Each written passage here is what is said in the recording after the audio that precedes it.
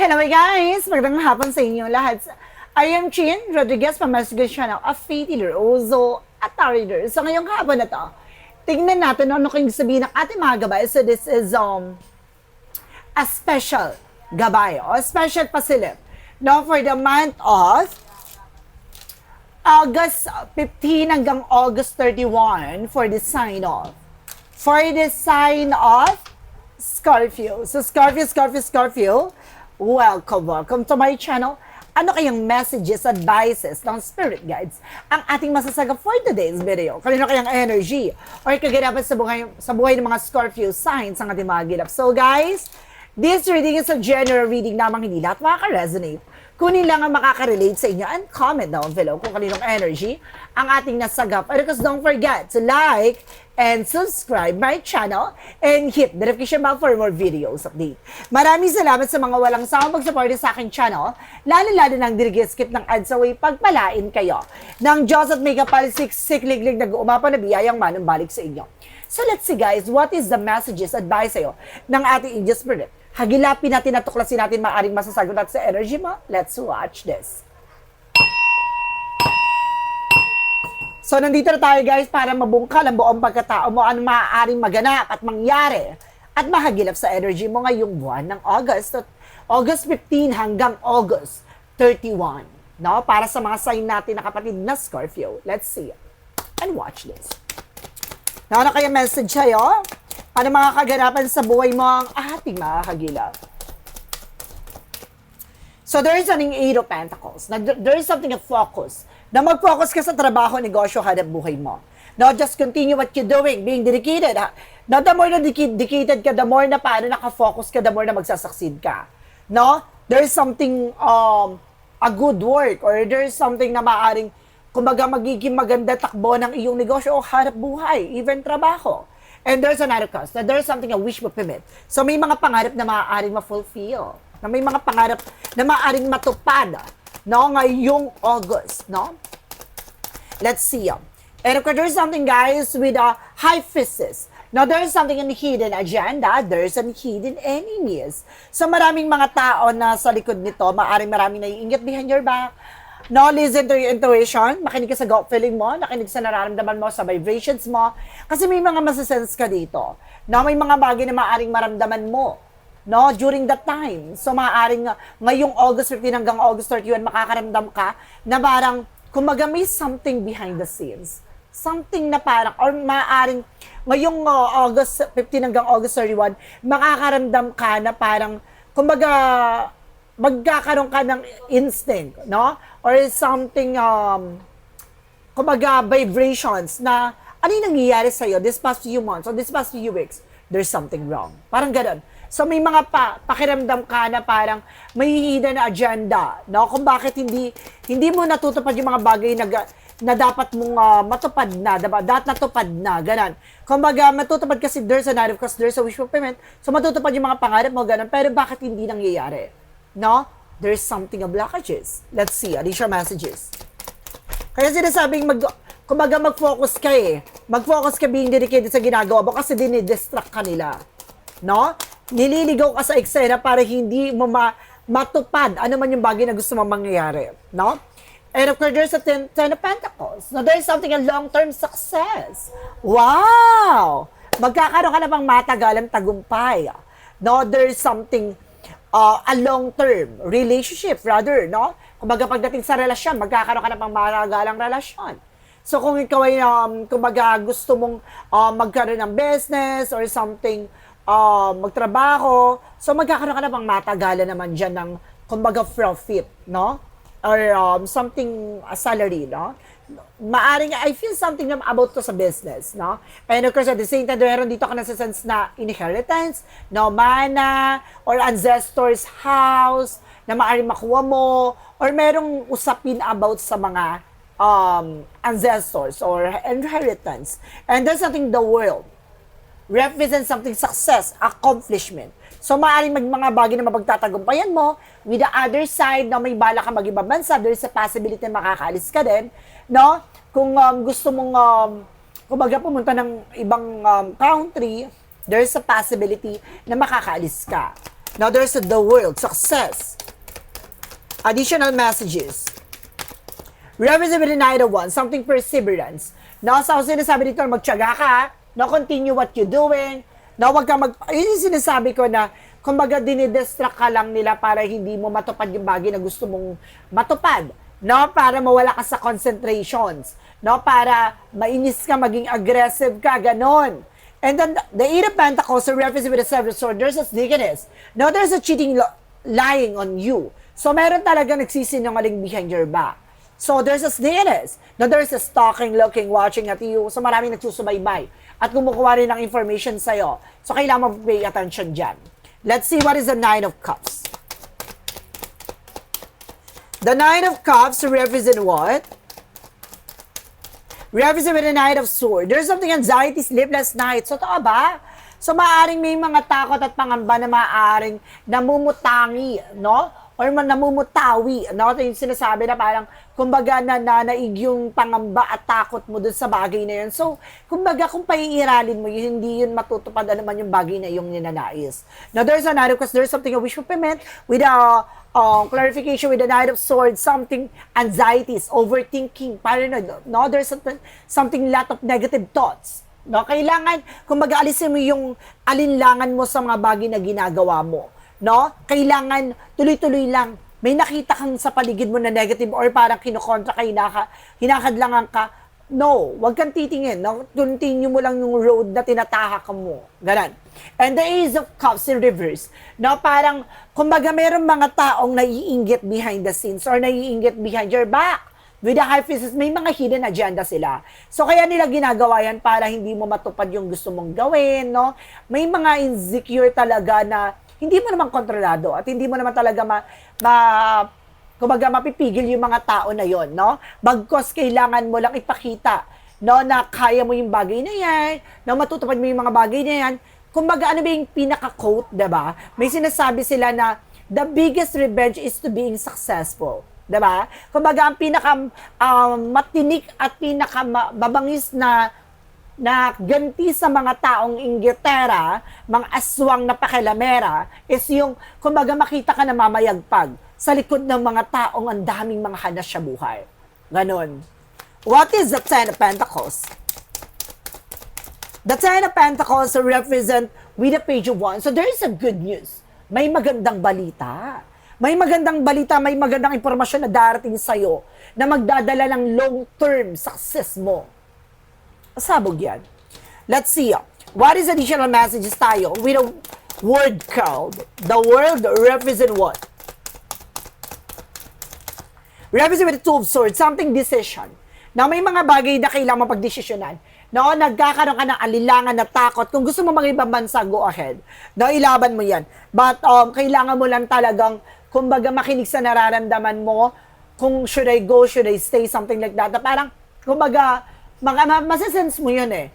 May magkakaroon ka ng instinct, vibrations, na kung yung bagay na yun talaga is for you.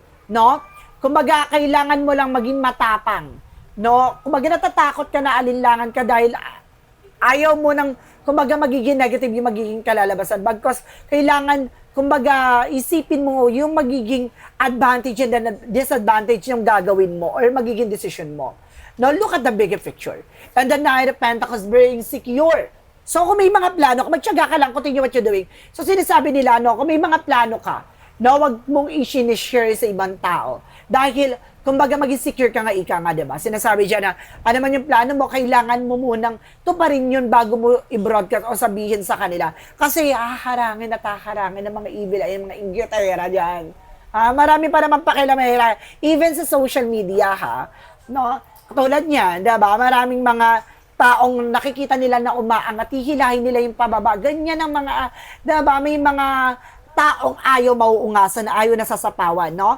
No? Kumbaga, yung there's something narcissistic, gano'n, no? May mga tao talaga na gano'n, na ang sarap, di bang, gano'n. Kumbaga, kailangan ipakita mo na na sa likod ng mga mapanghusga sa mga taong pakilamera, kumbaga kaya mo makipagsabayan sa kanila. And there's something, the devil card. No, the Eight of Pentacles, the Seven of Swords, there's something devil card. No? Ito yung sinasabi ko na mag-focus ka, mag-concentrate ka sa ginagawa mo. With the Seven of Swords, there's a sneakiness, there's a cheating, lying. So, ibig sabihin nito, kumbaga nagsisinungaling sila sa mga bagay na ginagawa nila. No, there's something demonic, no? There's something an evil eye or something, a negative plan, no? Para mawala ka sa concentration. No? Para, kumbaga, mapagod ka, para kumbaga, tumigil ka sa ginagawa mo, ganun. So, yun yung bagay na ginagawa nila para ma-frustrate ka. So, ano yung dapat mong gawin para, kumbaga, ma-reverse mo yung ganong eksena na ginagawa nila, no? Hanapin mo kung ano yung magiging solusyon, diba? Ganun yun. Kumbaga, kung ano man yung bagay na binabato sa'yo, no, wag mong ibato sa kanila, bagkus hayaan mong bumalik sa kanila. Siyempre, may gagawin ka, diba? Ganun yun. Kumbaga, hindi mo ibabalik sa kanila yung mga bagay na ginawa nila sa'yo. Bagkus, kumbaga, gagawa ka ng bagay na alam mong ikakabuti mo at the same time, magsisilbing protection mo. Diba? What is the Knight of Cups? Because the Knight of Swords. There's a 999 na ha. May angel's number pala ako na sense dito. 999 represent with a lesson learned. So, may mga bagay na kailangan mo matutunan at pakakatandaan.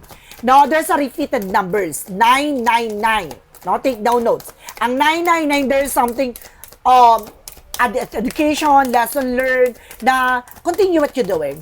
No, nasa stages ka ng juggling. No, talagang sinusubok ka doon. So, kailangan mo matuto.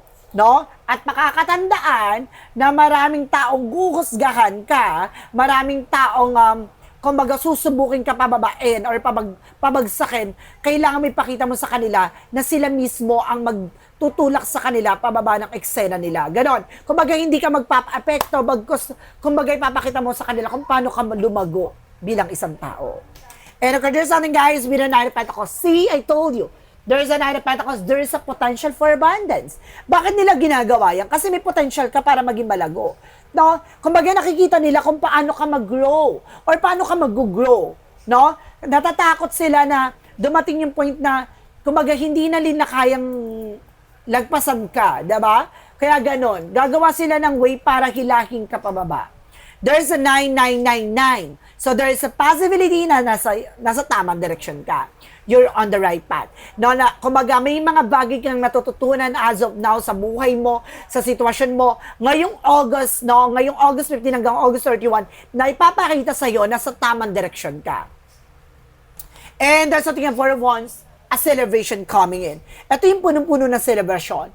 Punong-puno ng tagumpay. No? Punong-puno ng, kumbaga, pagtitipon. No? With your family. There's a family gathering. Celebration. Now, what is at Ten of Pentacles and the Page of Wands? Represent, guys, with the Eight of Cups. Now, there is something na moving forward. May magandang balita na para ipakita sa iyo na makaka-move on ka na, makaka-recover ka na, makakaalis ka na sa hindi magandang situations. What is the World and the Two of Swords? Represent, guys, with the Page of Cups. Now, listen to your intuition and listen to your gut feeling. Makikinig ka sa nararamdaman mo. Ito yung sinasabi ko, di ba? Kung may bala ka mag-iba bansa o umalis ng bansa, kung nararamdaman mo, kumbaga, itong bagay na to, it's good for you, pero nag-aalilangan ka, baka hindi mag-work, ganito, ganyan. Kung ganun yung magiging mindset mo, hindi ka mag-grow. Di ba? Kung natatakot ka subukin yung isang bagay, no? At natatakot ka gawin yung mga bagay na yon, walang mangyayari. Ganon siya. What is the Knight of Swords? Because the Knight of Pentacles.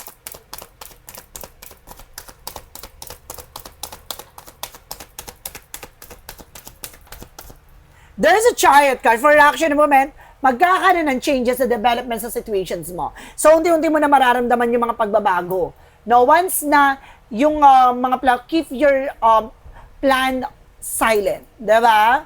Or something private. Now, the more na kumbaga kinikip mo siya, the more siya magsasucceed. What is an outcome? For the outcome, guys, so there's a full card for a leap of faith. Para susubukan din ang iyong pananampalataya at tiwala dito. no? Kumbaga, may mga talagang taong susubok, may mga instrumento, 'di ba? No, nasusubukin ka, no, titignan ko ang katatagan mo. No, maraming mga taong susubok sa'yo. No, maraming challenges na darating sa'yo. So, titingnan at susubukin ka dito kung kaya mo. Diba, ganun? And there's a Three of Cups. No, there's something as elevation. And of course, at the same time, there's something third party. So, kumbaga, isa sa bagay na maaring, kumbaga, sumisira at naninira sa'yo kung hindi mo to kapitbahay, kamag-anak mo to, or sarili mong kaibigan. No, kumbaga, there's something related lang sa'yo. Or there's another ones. There's something slow and steady. So, unti-unti naman daw siya. Unti-unti mo mararamdaman yung, kumbaga, tagumpay. Hindi naman yung instant na konting kembot na ganito, tagumpay ka kagad. Hindi. No, may mga bagay na pagdadaanan mo na para hubugin at subukin ka. No, the more na marunong kang, kumbaga, magtiyaga sa bagay na yon, dun makikita na parang deserving mo. Ganon. And there's something in Ten of Cups, something in happiness, na magiging masaya at magiging maligaya yung family mo dito. With a Ten of Wands, something burden, maraming responsibilities and obligations, no, na maaaring pinapasan mo ngayon. No, it's either you are also a breadwinner, no, with your families, supporter with your families, no, maraming bagay na parang nagbibigay ng balakid or parang bigat sa'yo. Kaya parang nahihirapan kang mag-decide kung aalis ka ba, no, or gagawin mo yung mga bagay na yon. And there's an Empress card for revert. Disconnect from the world. No? Ito na nga, diba sinasabi dito na kailangan mo dumistansya sa hindi magandang sitwasyon. Sa mundong ginagalaw, maraming toxic, maraming mga negative. Nasa sa'yo na lang kung paano mo puproteksyonan yung sarili mo. In the Empress card, with the other side, there's something in your beginning, and there's a blessing. Let's see. Additional messages naman tayo pagdating sa finances and career, love life, at kalusugan. So, nandito na tayo sa pangalawang stages ng ating pasilip, guys. No? Tutumbukin naman natin about naman tayo sa finances and career, love life, at kalusugan.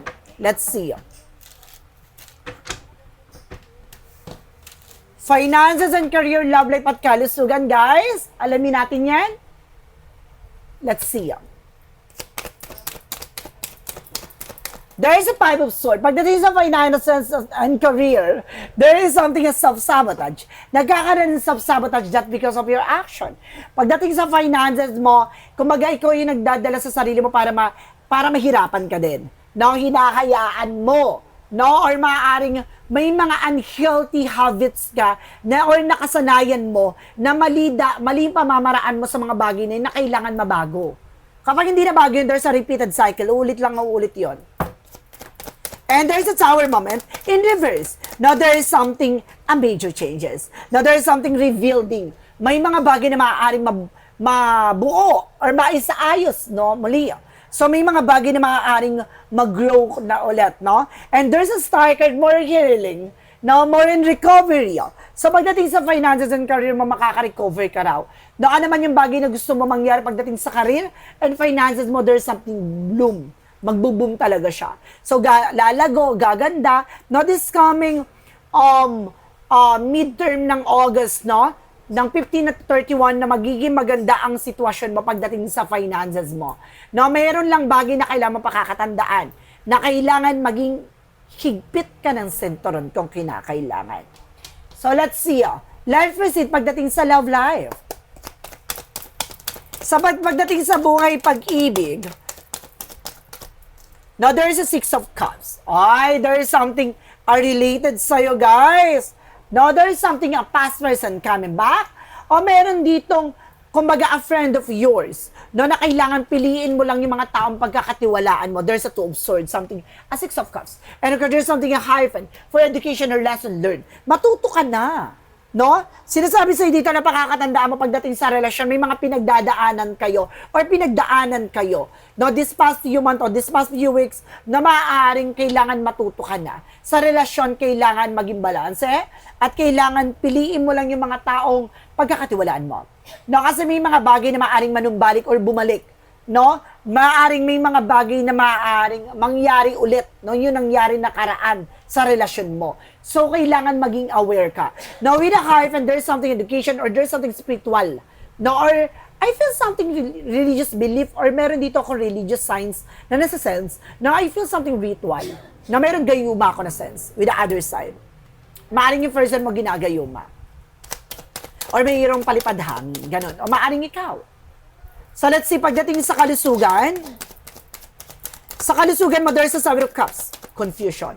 Magulo ang utak mo. Magulo yung isip mo. You're feeling tired. Feeling mo napakabigat ng katawan lupa mo. Lalagi kang, kumbaga kala mo may nakapasan lagi sa'yo. And there's something in Knight of Swords. No? Kumbaga bibilis din takbo ng sitwasyon, no? Huwag kang magiging padalos-dalos ka raw dito. So, kailangan maghihinay ka sa mga kinakain mo din, no? Kumbaga, nagiging stress reliever mo ata yung paglamon. So, kailangan maging aware ka sa mga kinakain mo, ha? And of course, kailangan mo rin ng sapat na pahinga, nag-over-fatigue ka. Let's see. Pagdating naman tayo sa mga angel spirit guides, ano yung hangin na yan? Maano yung buhok? Charis. Eto na. Nandito na tayo, guys. Pagdating sa angel spirit messages. Sa gabay na tayo, ha? May mga angel spirit messages tayo, syempre. Papakabog ba tayo? Diba? Hindi. Ganon. So, let's see, guys. What is additional messages? Now, with the Yin and Yang Oracle card. Ay, pasabog. There is a freedom na makakalaya ka na raw from toxic environment. No? And of course, there's something you're dealing with the ease of air. No? Gemini, Libra, Aquarius. Maring person mo is Gemini, yung person mo is Libra, or maring yung person mo is Aquarius. Or there's something connected about dyan sa sign na yan. No? Now, let's see what is the magical prayer messages advices.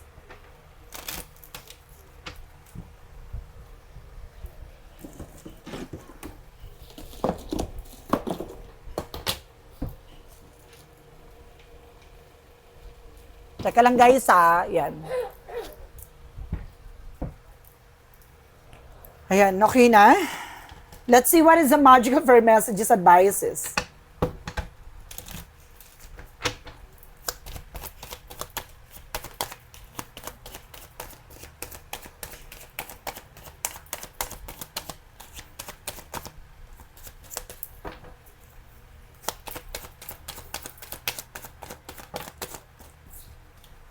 Okay guys, so there's some express your individuality. Allow yourself to shine because you're awesome. So ibig sabihin, ipakita mo sa ibang tao or sa sarili mo. Excuse me, na nakaya mo.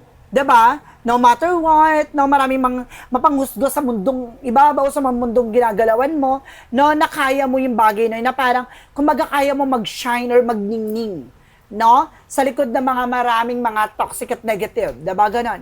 And of course, there's something a business venture. See, there is something in new business idea, or maaaring may business na papasok sa'yo, or maaaring mayroon kang business na bubuin. No, there's a possibility na maaaring, kumbaga, mag-click at mag-grow talaga siya. So, let's see what is the Yin and Yang Oracle card.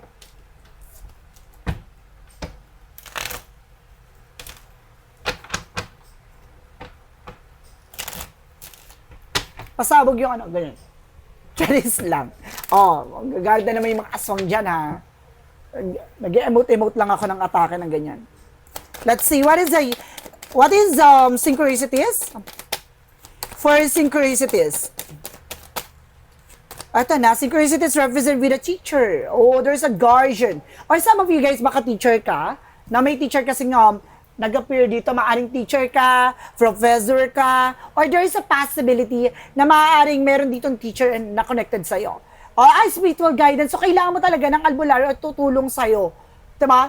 Teacher, maestra, ganyan. Kumbaga, teacher, parang nagtuturo or manggagamot, ganyan.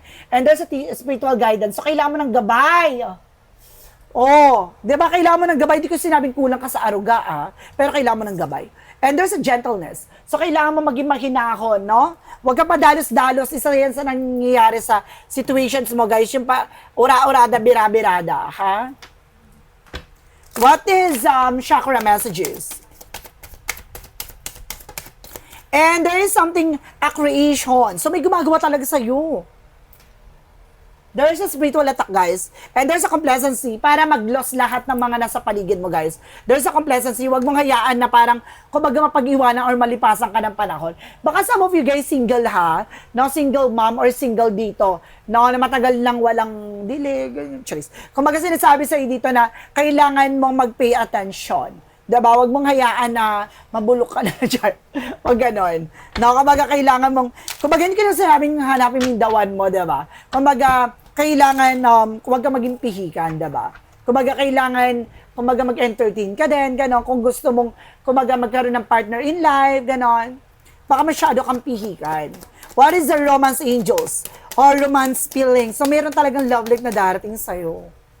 Or meron kung ikaw naman ay in love at may asawa, no? At sinasabi dito, no, there's something a romance feeling. So, mayroon talagang romance feelings dito. Talagang, kumbaga, nag-i-insist yung pag-ibig talaga, no? There's something intimacy at the same time. And there's a text message. Na some of you guys may magme-message sa inyo. Makakatanggap kayo ng phone call or messages. So, let's see what is a shadow work represent what.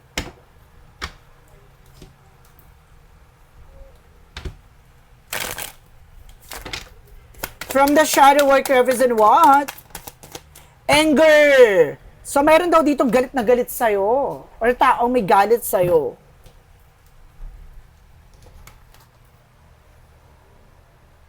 Sino kaya yan? Kilala niya na? What is Archangel Michael messages? So, represent guys with an innocent. O, inosente ka.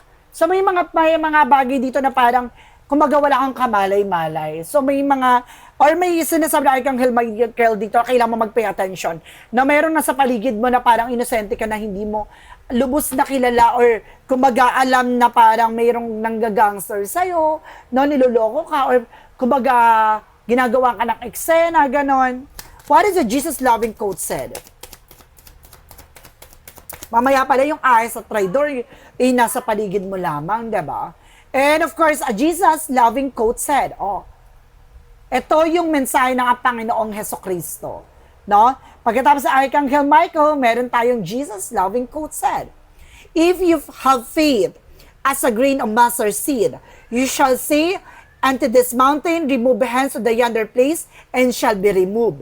Tulad ng sinasabi ko, no, kung nananampalataya ka sa mga bagay na itinanim mo, alam mo mag-grow to. Bakit hindi nag-grow? So, ibig sabihin, merong ibinibigay na mensahe sa iyo ang ating Panginoon na kailangan mong umalis do sa lugar na kung saan ka nandyan or kumbaga, yung surroundings mo or environment, there's something toxic. No? Yung environment mo, yung nasa paligid mo, yung mga taong nakakasalamuha mo, it's very toxic. Hindi ka mag-grow. So, kailangan mo makaalis doon. Ito yung sinasabi na, ulitin ko ha, for a quote, if you have faith as a grain of mustard seed, you shall say unto this mountain, remove hence to the yonder place, and shall be removed. No, aalisin ka ng ating Panginoon sa lugar na kung saan ka, no, hindi makakabuti para sa'yo. No, kung saan ka hindi lalago. Ganun yun. No? Kaya may mga tao talaga na inaalis sa buhay natin. No? Kaya kumbaga hindi mo na napapansin, may mga tao tayo nakasalamuhan, nakasama na hindi mo siya makakasama for long run. No? Kumbaga nagiging parte na nakaraan mo, nagiging parte ng nagiging history mo, pero hindi siya magiging parte ng kinabukasan mo. Hindi ko sinabi nagkatikiman lang kayo, ganun. Kumbaga may mga tao talaga na magiging instrumento ng buhay mo na para makasama mo lang sa journey na tatahakin mo. Now, what is a yes or no pick a card? Ito na yung favorite ng ating mga viewers na ibabalik natin ang yes or no pick a card. So, ito, pwede ka magtanong, no? Sa mga matagal ko na diyang followers and subscribers, ang yes or no pick a card, pwede ka magtanong. Isang tanong, isang sagot. So, mag-iisip ka na ng tanong ngayon. Ngayon na, mag-isip ka na. No? At pipili ka ng magiging sagot dito, no? Within 1, 2, or 3. Kapag nakapag-isip ka na ng tanong at nakapili ka na ng number na magiging sagot sa tanong mo, please comment down below kung ano number na pili mo para malaman ko kung umabot ka ba sa reading na to ng yes or no pick a card. Diba? So, 1, 2, or 3. Pili ka na dyan, guys. Anong number ang gusto mo? Anong napupusuan mo? Nakapili ka na ba? Okay, let's find out. Let's see. Let's start with the number 1. Number 1, there is a no. No? Sinasabi dito, guys, sa spotted reputation going bad rotten idea. Mali ka nang iniisip. Mali ka nang, kumbaga, tumatakbo sa utak mo. No? Kung may mga plano ka or iniisip dito, kumbaga sinasabi na kailangan mo mag-change ng plan or mag-change ng strategize, no? Strategy, ganon. So, let's see. Number 2. Nakapili, there's a no again. Danger lures best to retreat. Pag-isipan mabuti. No? Kumbaga, hindi siya makakabuti sa'yo, baka kapahamak mo. Mag-ingat ka. No, wag kang pala desisyon. No? Pag-isipan mo mabuti, tingnan mo yung mag-background check ka or tingnan mo yung magiging outcome nung yung magiging decision mo. Number 3, there is a no again. Oh no. Making a final effort, falling away, withering. So may mga bagay talaga na, kumbaga, wag mong pag-aksaya ng panahon, yung mga bagay na alam mong hindi ka mag-grow, mabubulok ka lang sa sitwasyon. So, maganap ka na kung paano ka lalago, paano ka gaganda. Para ano yan para ka nagtanim na parang, kumbaga maraming poison, maraming parasites, diba? Maraming mga peste dyan. Hindi ka talaga uunlad kung may mga sumisipsip at may mga sumisira sa'yo. Diba? So, wag kang magstay dyan for good. So, kailangan mo umalis dyan. So, guys, this is a special pasilip or special gabay for the month of August 15 hanggang August 31 para sa ating mga kapatid na Scorpio. Scorpio, maraming salamat for this wonderful reading. So once again, this reading is a general reading lamang. Hindi lahat makaka-resonate, kunin lang ang makaka-relate sa inyo. And comment down below kung kaninong energy ang ating nasaga. Pero don't forget to like and subscribe my channel and hit the notification bell for more videos update. Maraming salamat sa mga walang sawang support sa aking channel, lalo-lalo nang skip ng ads away, pagpalain po kayo ng Diyos at may kapal siksik-liglig na guumapa na biyayang manang balik sa inyo. Maraming salamat guys and see you in the next video. Bye-bye and babush.